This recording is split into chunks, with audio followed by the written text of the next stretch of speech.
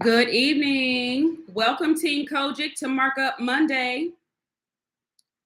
My name is Waynell Henson. You're on that Sunday School Girls channel for the lesson preview for Sunday, July 17th. I'm excited to be on tonight. I missed you all last week, and I apologize to the other group, and let me say the same to you. I think most of you know last week was the AIM convention in Columbus, Ohio, and I had the best of intentions, but honestly, once you hit the ground at AIM, it's a lot. It's a lot of moving parts, and you know that I am honored to serve the church in the Sunday school department as the assistant field representative. So we had a wonderful week with our new president, President Ellis, and God blessed us in a great way. We had wonderful classes. Our vice president of learning development, Elder Payton, had wonderful curriculum lined up for us. And it was really, really a great time. So I enjoyed seeing so many of you who were there. Thank you for all the hugs and the photos and the selfies and all that we did together. And I was blessed to share a class on the art of teaching, the art of teaching. Let me go ahead and give a shameless plug. I don't normally cross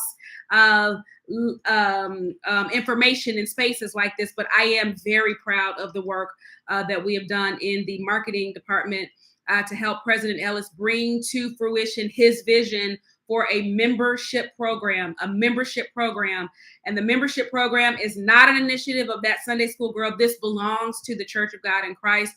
If you are a superintendent, Christian ed leader, pastor, a teacher, student, a young person, there are 5 different levels of membership, and I want you to check them out.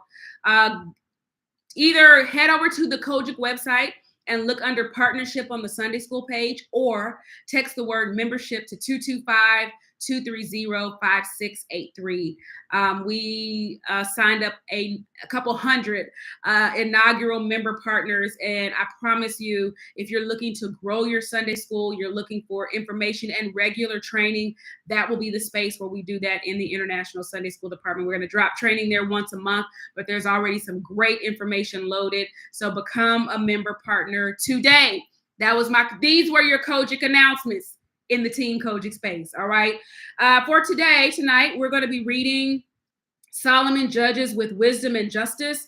1 Kings chapter 3, verses 16 through 28, and 2 Chronicles 9 and 8. I was also very honest with the other group that I am catching up.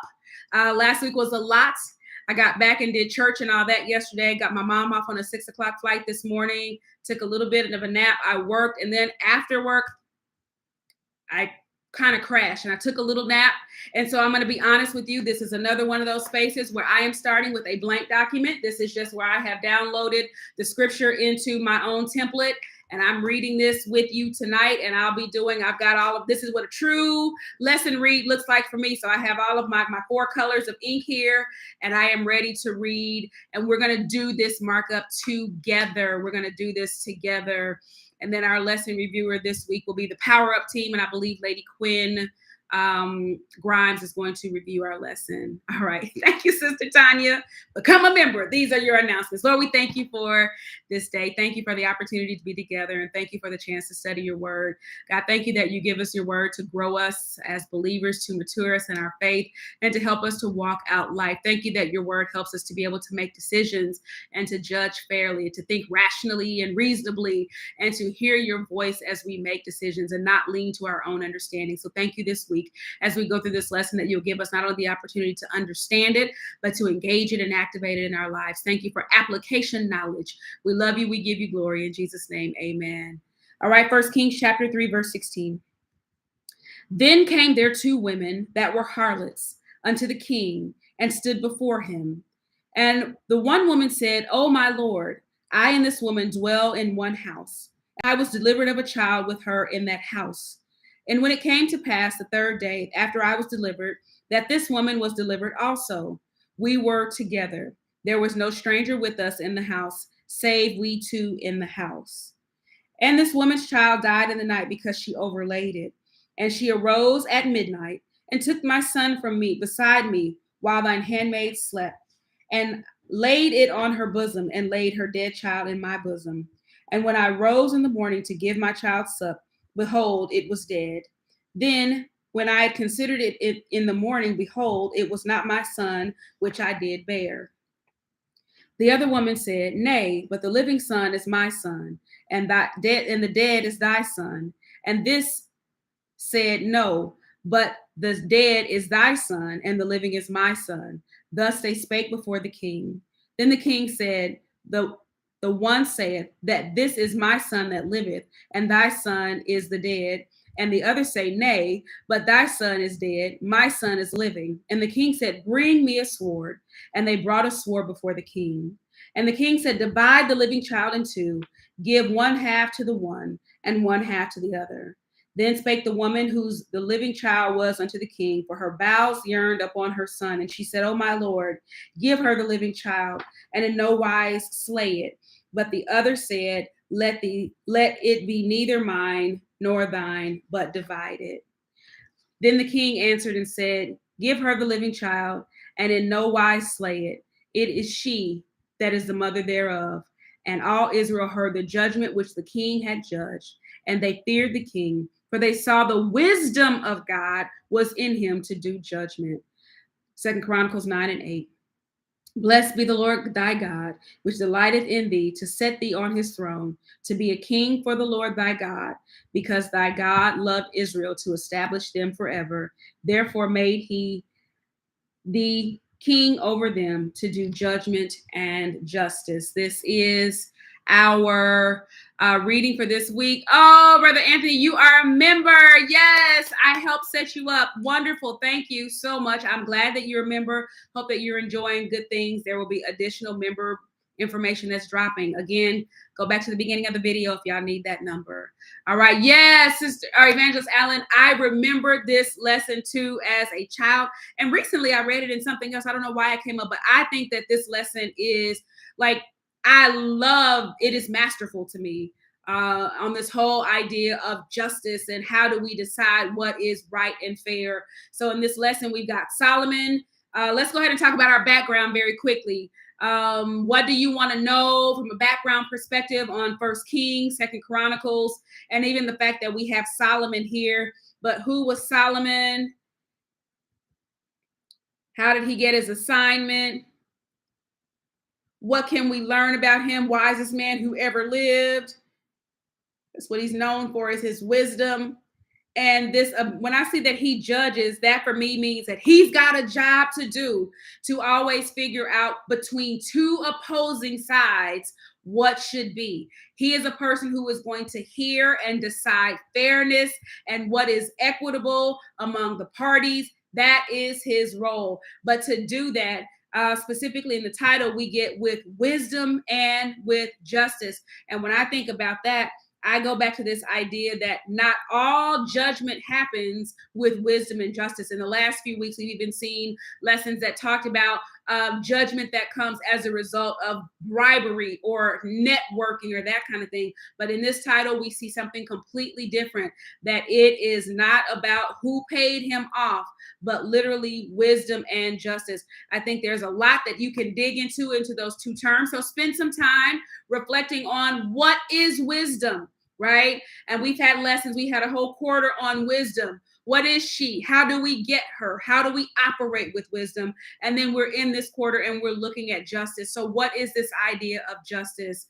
All right, David's son, the wisest king that ever lived, Sister Bertha, absolutely.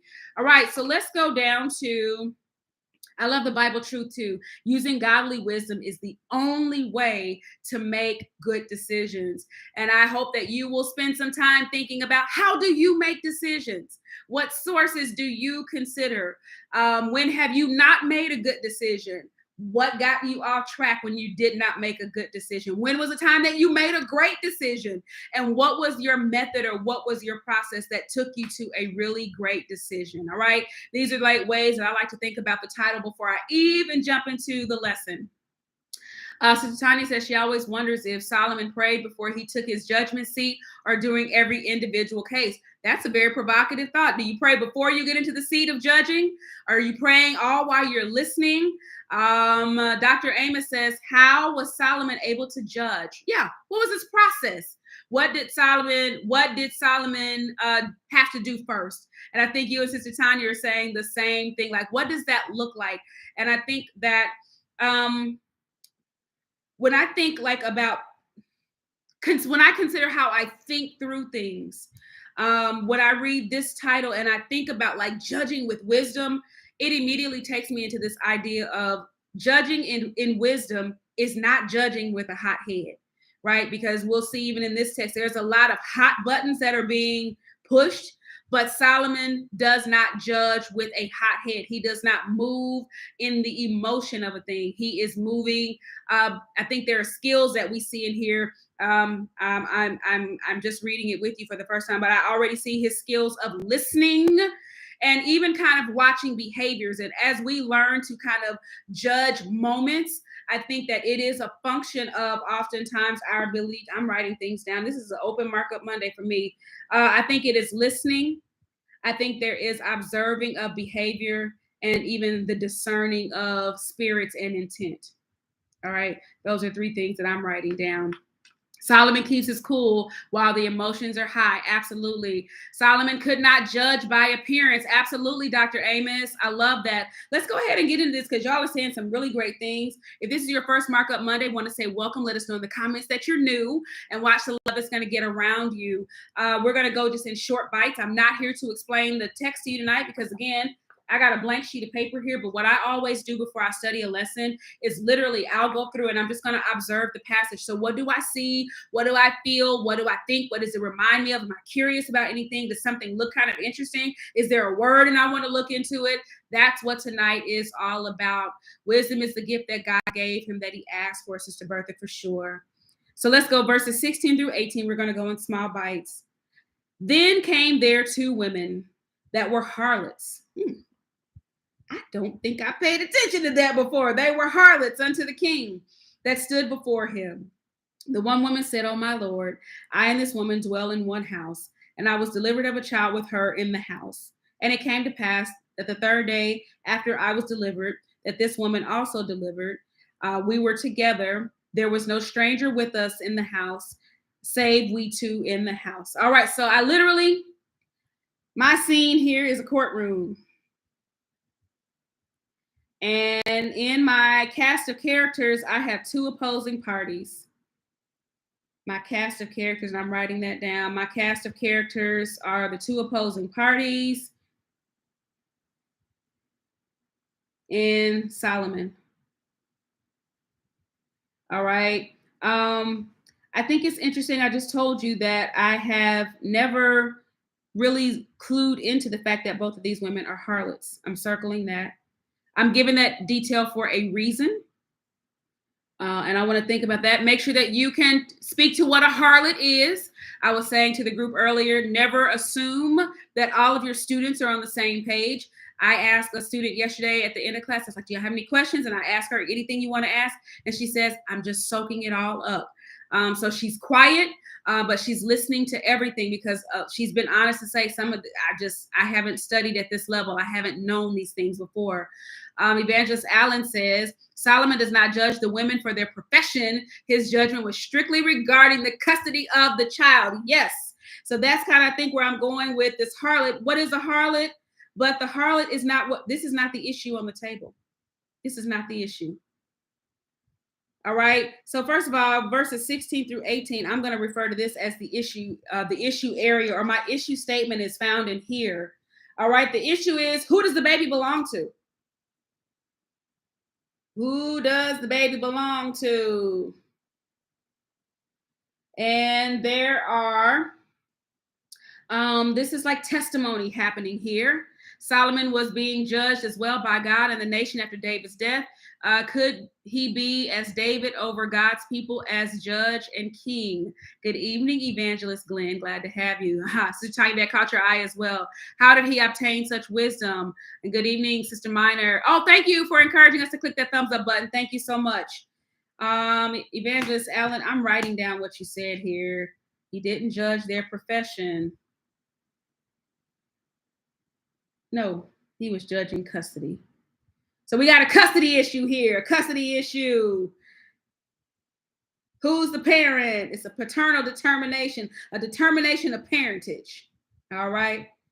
All right. So witness number one is the first woman. And according to this woman, here are the facts. She addresses him. Oh, look at that respect. Oh, my Lord. There's the respect and deference for the judge, for the king. There are two women. That's according to her. There's me and this other woman. We live in the same house. We both had babies. The babies are born 3 days apart, which tells me that I can't tell a 3-day-old baby from a 6-day-old baby. So that probably is why that little detail is there. So they are super close in age. Let's see, what else do I learn here? Got that. Okay, 3 days. We live together in this house. There is nobody else that lives there with us. That's what I think, that no stranger with us in this house. Only us.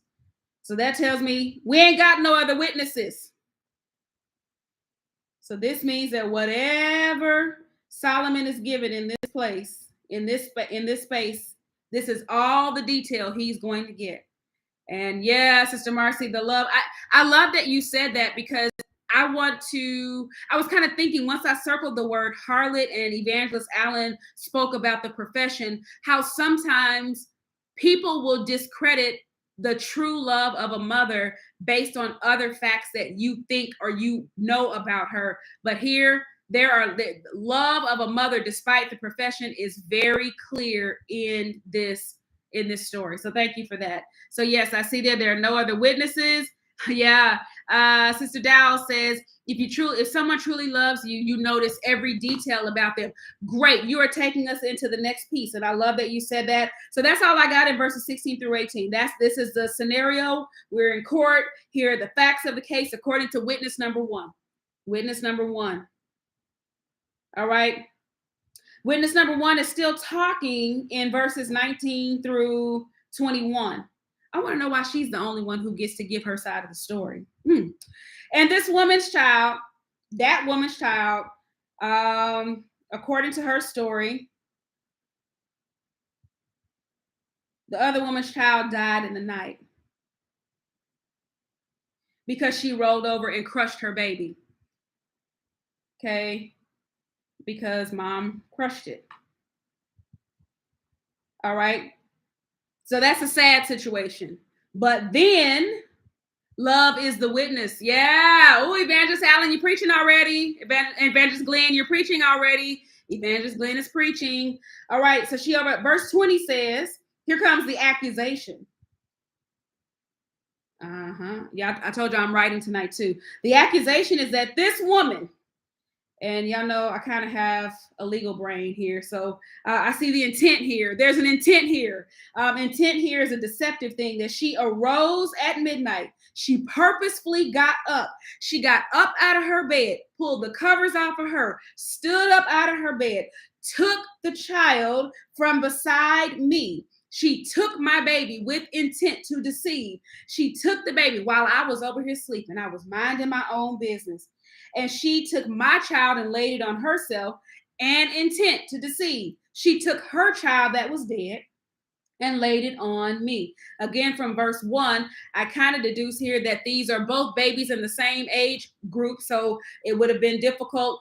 Sometimes babies, when they're very young, it also makes me think that, it's kind of making me think too that there is something, there has to be something racially similar about these babies or something, because, sometimes features of a baby is enough. But whatever they're saying here is that these babies are so similar, so alike. Something is so alike about their features that one mother was supposed to be able to switch the baby for the other, and the other would not know that.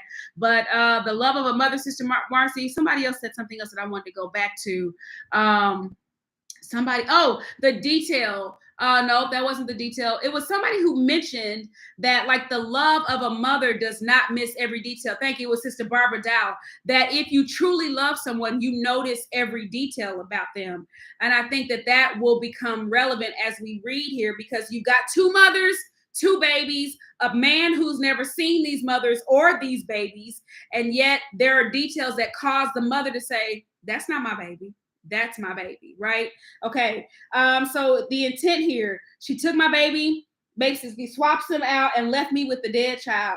Verse 21, and when I got up in the morning to basically feed my child, to nurse my child, behold, it was dead. So I thought this was interesting. When I rose in the morning to feed the child, behold, it was dead.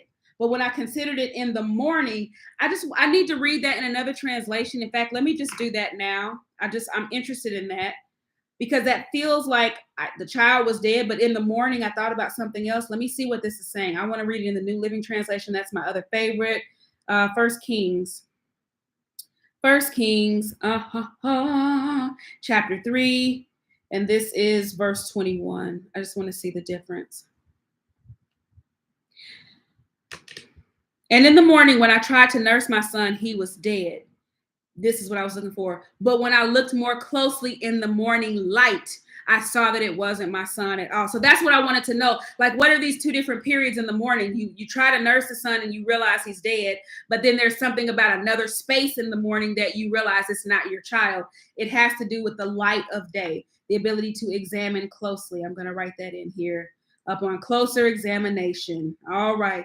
So she says, when I examined closely in the morning, when I could see this baby real good and I could look at him, I was like, my baby don't have a nose like that. I looked at him and my baby doesn't have. Let me ask you all something. Do you have a birthmark?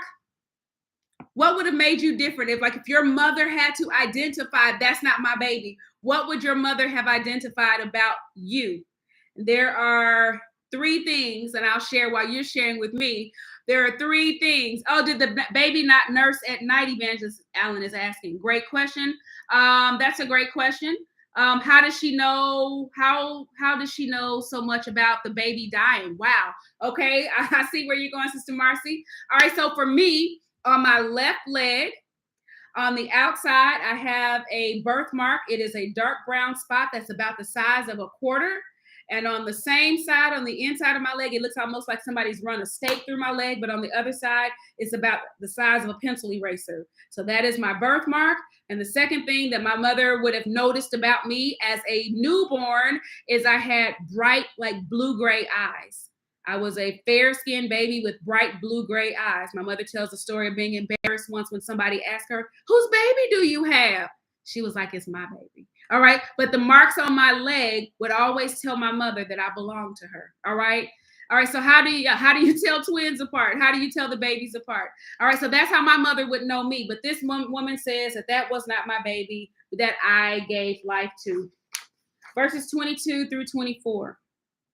And the other woman said, nay, but the living son is mine. This is witness number 2. The other woman says, nay, but the living son is mine. And you are the one that has the dead son. That's what I see in verse 22. So I see that the other woman speaks up.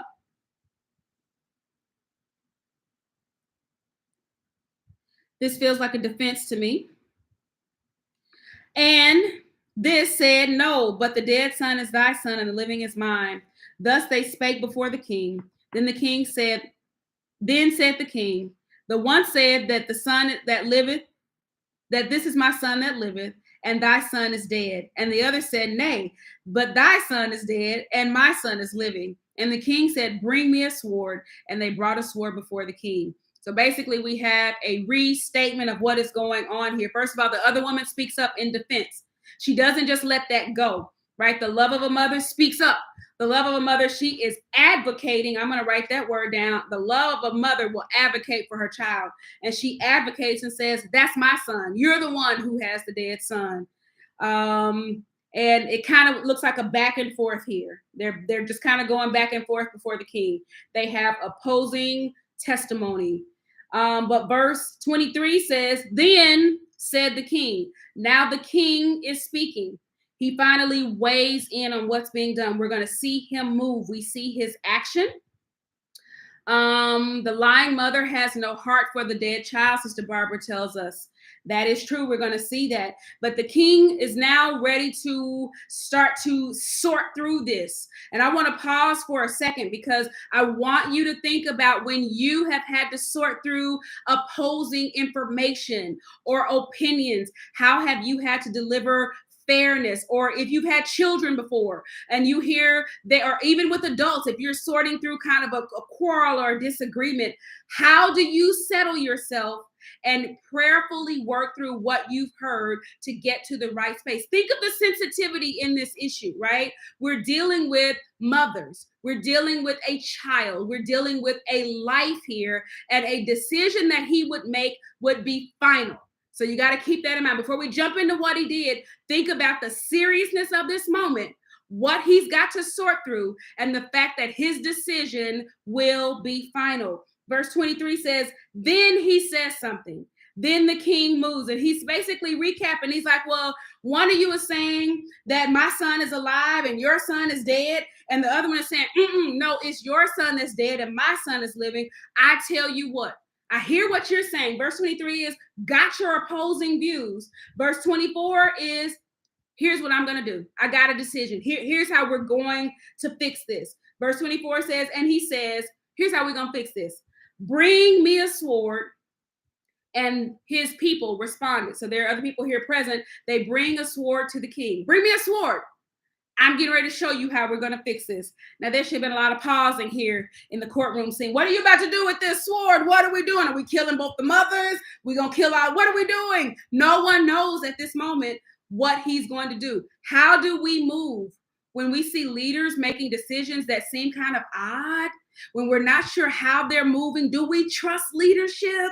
Do we trust those who are moving in godly and prayerful wisdom when things look weird? Let's just pause and say, before we get to the story, because I know you're ready to get down to 25 and it will preach. But before you get there, let's pause and say that the king or the judge calling for a sword, this is weird. What does the sword and cutting up anything at this point have to do with that baby belongs to me? So that ought to be swirling in everybody's head who's watching, all right? The mother with the dead child also wants the other lady to, okay, yes. The mother will do everything and anything to protect the life of a child. Dr. Amos, you're so correct. I work in the claims investigations and daily must examine the testimony and demeanor of each witness. Absolutely. Yeah, that's going to solve the problem. Yeah, bring that here. I'll solve the problem. All right, let's keep going here. Evangelist Allen, I would have loved to have watched this case unfold. Me too. That's why I'm slowing this train down, Evangelist Allen, because, it's a great story. But can you imagine this one on TV or watching this in real life? This is something. Elder Roy says maybe something about how she slept with her child let her know that it wasn't hers, but she had to consider the matter first. And Elder Roy, I don't have children, but what I can tell you is, and I don't know that in 3 or 6 days a mother knows everything, but most mothers at some point can tell you something about how a baby cries, or how a baby breathes, or how the baby smells, or even how the baby latches on and does suck. The mother knows something about that. I even have friends whose babies, they like touch them. The babies are always like touching an ear or something. So they're like, mothers just have this thing where they know that there's something about their baby. All right. Yes, it's true. The mother must have gasped when he brought in the sword. Absolutely, Sister Tanya. Verse 25. Now, what you gonna do with this sword, King? King said this, I got my sword now. The king said, divide the living child in two. Lay the child on the charcuterie board and cut it in half. We're going to give one half to you and one half to you. I just want to pause there because we want to get to the end of this. But what kind of mind comes up with this kind of solution? I want to think about that. That is that wisdom that we're going to be exploring. You know, what was the wisdom inside of here? What was he dealing with? What matter is he trying to get to the heart of, right? He's not simply determining the paternity. He's discerning a heart. And you'll see this here. He says, verse 26, he spake to the woman whose child was living. Then spake the woman whose child was living unto the king. The king has already said, lay the baby up there. Let's go. Time to go. Cut the baby in half, and we all gonna get half a baby, and we're gonna go home. And verse 25 says that the woman spake whose child was living, and there was something inside of her that knew that that was her child. And the thing inside of her yearned upon her son. Something in her bowels yearned for her. What does it say in the Living Translation? Let me read. It says, Then the king said, cut the living child in two and give half to one woman, half to the other. Verse 26. Then the woman who was the real mother of the living child and who loved the child very much. I'm going to put that word in here. This is the extreme love of a mother. She loved the child very much, cried, "Oh Lord, oh no, my Lord, give her the child. Please do not kill him." The true love of a mother, it wasn't about her getting a piece of a child. The true love of a mother was willing to give that baby away if it meant saving the total life of her child. So the love stood up. Selfishness versus selflessness, Sister Jeanette. Absolutely. Absolutely. What was the something, Sister Anissa? The king says, blah, blah, blah, bring me a sword. Absolutely. Was it instinct or discernment, Sister King? Sister Anderson said it's godly wisdom. Dr. Amos says the love of a real mother could give up her child to preserve that child's life. Absolutely. And so she was willing to do that. Verse 26. Give her the living child and in no wise slay it. Don't kill it. But the other mother said, let it neither be mine or hers. But the other woman said, all right, he won't be yours and he won't be mine either. If I can't have him, you can't have him. And he will just divide in between us. Go ahead and cut him up. So the women had two different reactions, two different responses to what Solomon was prepared to do. And those reactions were revealing to him. They revealed the heart of these women, revealed what was on the inside. Verse 27, I'm moving on. Will the real mother please stand up, Sister Marilyn? Yeah, this is a great Mother's Day message, Evangelist Allen. The true love of a mother is so on display here. Verses 27 and 28. Then the king answered and said, give her the living child and in no wise slay it. She is the mother thereof. She the real mama. And all Israel heard the judgment which the king had judged, and they feared the king, for they saw that the wisdom of God was in him to do judgment. All right, the king answers. He responds to those two women. He responds to their responses, what I see, and he makes a decision. The decision is for mother number two. Give her the child. Don't kill the child. So there are commands here. Give her child. Don't kill the child. And he makes a declaration. You are the mother. Y'all, Mari wasn't talking about nothing. God bless Mari Povich on his retirement this year. You are the mother. This selfless display leads him to know that she is the mother. And all of Israel, when he made this decision, all Israel heard about his decision, about his judgment. And they were, this word fear, I think means to be like, they were kind of like us today, like in awe, like, man, what kind of man is this? Like in awe of him being able to work through that difficulty, to work through that moment. And when they saw, they were in awe. Why? For, verse 28 says, for, why were they in awe? For they saw the wisdom of God that was in him to render what was a just decision, right? To work through something that was really, really tough. Let me go back quickly. The lesson aim is that we'll understand the importance of seeking divine wisdom, reflecting a time when acting with compassion and justice brought about a fair result, and choose to act with wisdom and justice. So I hope that we'll spend time with that. 2 Chronicles 9 and 8, I'll read it quickly. Blessed be the Lord thy God, which delighteth in thee, to set thee on his throne, to be king for the Lord thy God, because thy God loved Israel, to establish him forever. Therefore made he thee king over them, to do justice and judgment. And I feel like, I may be wrong, I feel like this is going to be a statement about Solomon. So I think there's more to dig into there. I'm not even going to parse through that one tonight. That's just what I think it is. No, wait a minute. God delighted in thee. God delighted in thee to set him on the throne. Something special about you.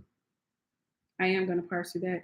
Something special that he took notice and set you on the throne. He promoted you, put you in a position, put in position to be king, circle king, for the Lord thy God. Why? Because thy God loved Israel. So he did it out of love, and he's going to establish them forever. And part of that is making sure that someone was in place to judge and create an environment of fairness. That's all I have to say about verse number 8. All right. The first mom really didn't have the love of the mother. Solomon addressed the lack of intelligence, the lack of motherly love of the fake mother, Sister Barbara. And Dr. Amos says Solomon proved that he could discern truth despite of, I'm not even going to call them just the facts, Dr. Amos, because you know what? This is a Waynell Henson statement, and I say it often. The art of storytelling is in the hand of the storyteller.